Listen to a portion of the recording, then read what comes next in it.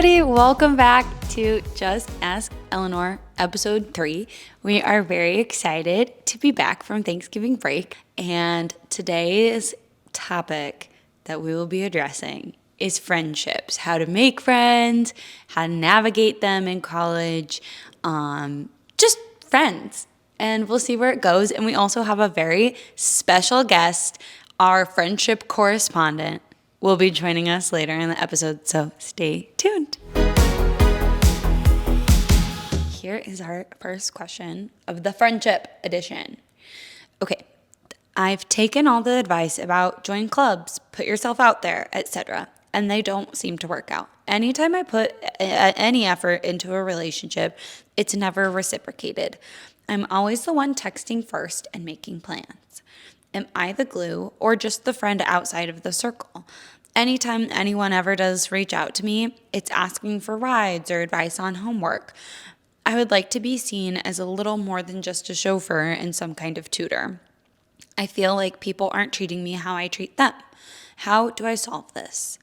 Okay, number 1, right off the bat, you are probably not the issue. You seem like the kind of person who puts a lot of thought and understanding into your relationships, and that's a good thing. So if you had any doubt in your mind about, is it me, I don't think it's you. I think in college you're going to find out that a lot of friendships aren't necessarily the same kind of friendship. So you're going to have like give ride friends, and you're going to find your ride or dies.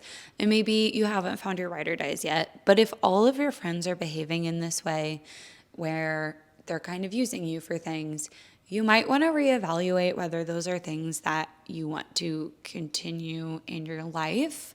Like, friendships should fill your cup. Even if you're an introvert, you should walk away from hanging out with your friends and feel energized and feel like fulfilled and happy and wholesome and complete.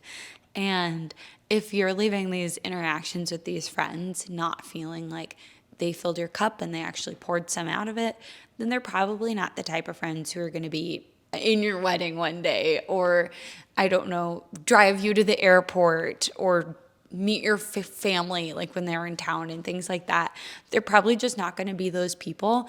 And that doesn't mean you have to eliminate them from your life. It just means that you might have to reevaluate your expectations about how those friends fit into your life.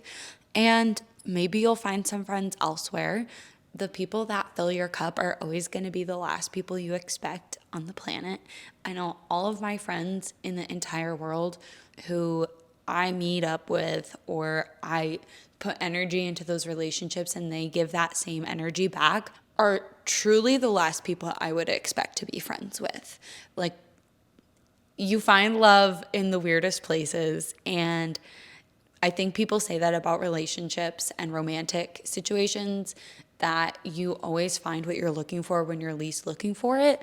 So maybe just putting and applying that mindset onto friendships could be helpful in this situation. Just being like, okay, this is a sign. I'm going to focus on myself. I'm not going to keep pouring out energy into these friendships that aren't really putting that energy back into me.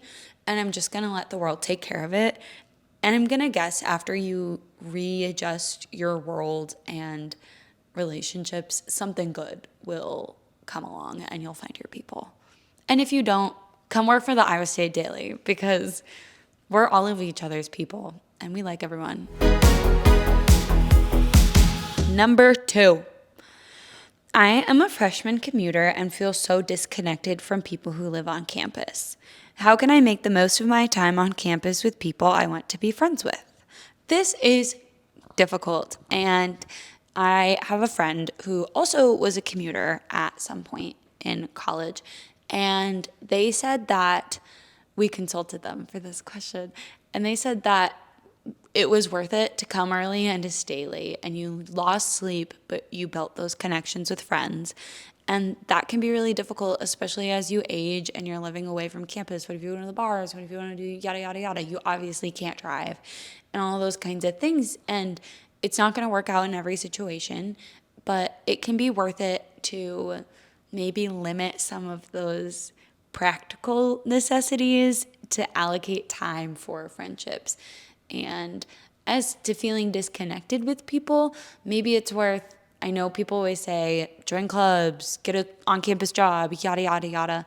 But maybe finding something once a week, twice a week on campus that isn't school, it isn't necessarily something you dread doing, and it has some sort of social component to it.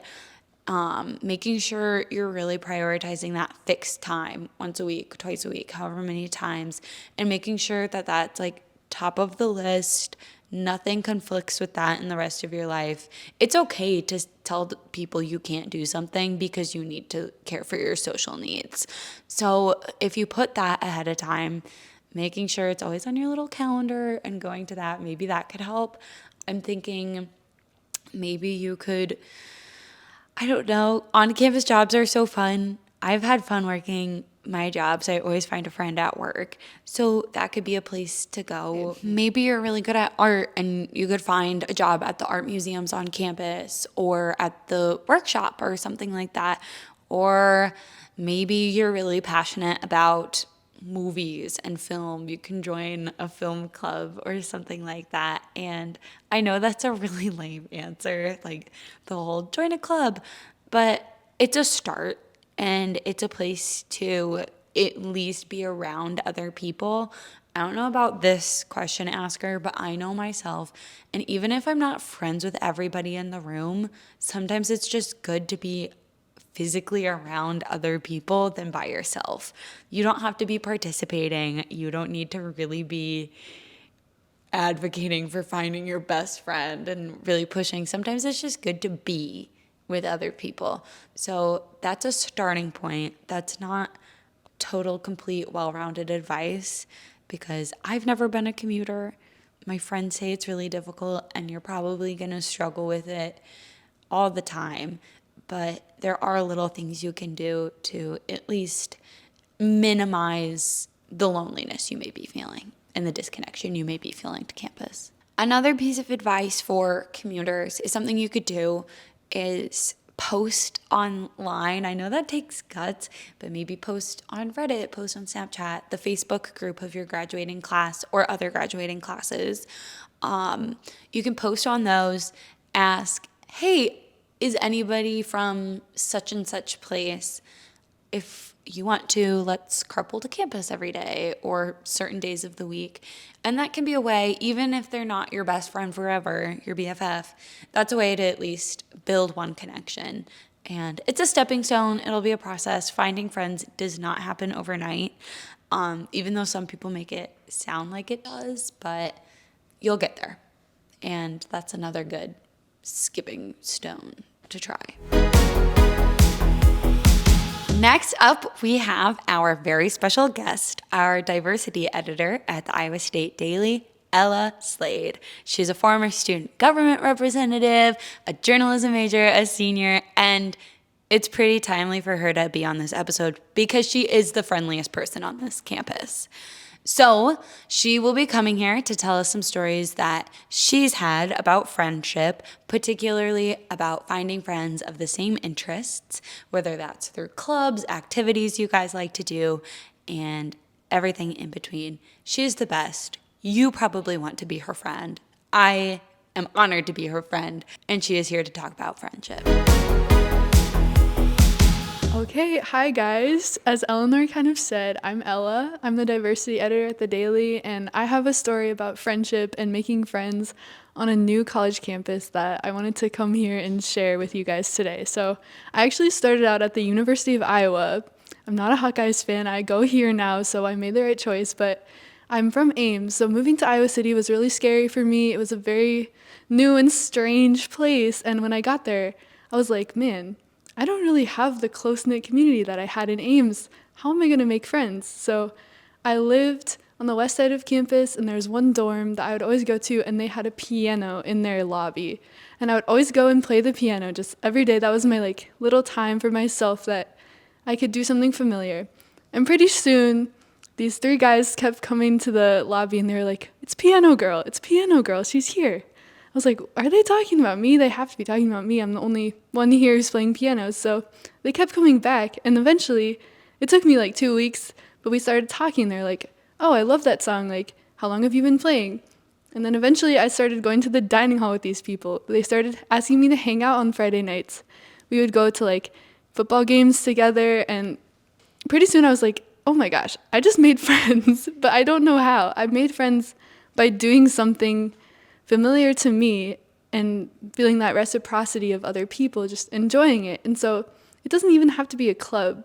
If there's a little corner of a campus that you can find and you can make your own, I say find what you like, what you're passionate about, and then the friends will come to you 99% of the time.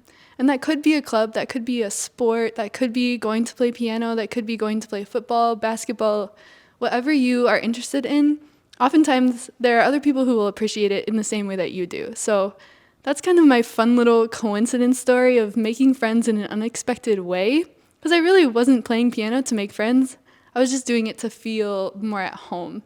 And another piece of this is you don't have to have any expectations around the type of people that you're friends with other than people whose values align with yours. Like, obviously, you want to be friends with, like, kind people, but that's about the only expectation I have. After high school, I stopped really limiting myself on who I wanted to be friends with or having a certain person in mind. It's really fun to be open to being friends with anyone, and I think that's the beauty of college is you're around so many different people and you're on such a big campus, you can really be friends with anyone and people that you might not even expect. So Okay, we got this one from some Iowa State social media sites, and we aren't revealing all of it, but here's the gist. I am a student and it's my first time on campus. I've been really lonely and I just want to meet some people. I'm pretty shy and not as outgoing as others, but I get pretty anxious about talking to people and I feel like it's getting worse. I don't know what to say in conversation and I just wish I could be myself. How do I make some friends? College is not a kind environment to shy people, and that is super isolating and lonely, and it is a really big struggle for so many people on campus. And I'm sure a lot of people are really feeling this question at this moment. I think one thing you can do is not change yourself to fit what college expects of introverts or shy people, but maybe push yourself out of some of your comfort zones to at least try and find some connections or some friendships. And it's going to take a lot of baby steps. It's not a drastic change. You're not going to do one of these things and find a friend a minute later. Maybe you can start by, instead of looking at the ground when someone makes eye contact with you, walking across campus, we've all been there. It's so awkward. But instead of just like looking at the ground and getting flustered, maybe you could flash them a smile.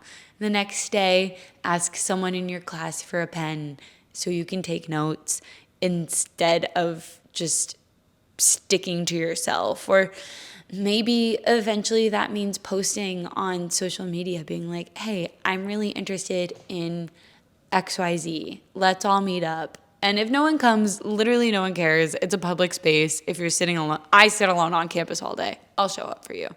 But I think an important thing is to just push yourself a little bit farther every day. So not to have friends flock to you, but to make you a more open person to it and push your boundaries. Because even though there's nothing wrong with being shy, shy people are wonderful, amazing humans. There's nothing wrong with it. This is just a really tough environment to be a shy person in. So it might just be a matter of pushing yourself out of your comfort zone every day, and hopefully eventually those practices, those small little changes that turn you into less of a inward person could open you up to new relationships and possibilities. I think another thing is becoming a regular somewhere. Every day, go to the same coffee shop at the same time or the same table on campus at the same time, and eventually you will have a social interaction. Will that social interaction make you a friend? Probably not, but maybe it will, or maybe it'll just push you to have a conversation with a stranger you didn't think you'd have. And that can eliminate loneliness, even if you're not a friend to someone. Just talking briefly, small talk goes a long way. I am a true Midwesterner. Small talk is good for your mental health, and I stand by that. And just having interactions with people and kind of planning them might be a good thing to do. And then finally, we were talking about this here at the Daily. Mr. Rogers always said, look for the helpers. And if you just get really good feelings from someone you see in class, someone you see at work, someone you see on campus, do little things to get closer to that person. Because if you're reading their whole vibe and you're getting good energy from it, chances are they want to be your friend too. So look for the good people, stick to them, and push yourself a little bit farther each day to be a little less shy. As you can tell, it's a new day, a new me in a new outfit. I forgot to film an outro. So here we are to say thanks for watching episode 3, all about friendships, with our special guest, diversity editor Ella Slade. Make sure you find her bylines everywhere, read the Daily, all that jazz. And as always, if you need advice on anything, we're leaving it open-ended. You can contact us through our direct messages on social media. You can email us at justaskeleanor@iowastatedaily.com, and that will all be linked in the caption. We will talk to you soon. Bye.